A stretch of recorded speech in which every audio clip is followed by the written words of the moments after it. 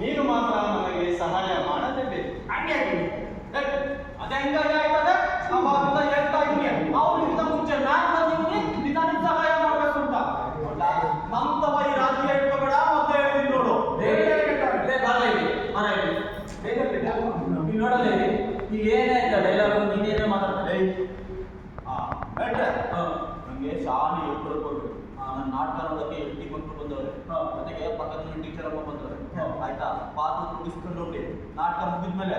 ಹೌದಾ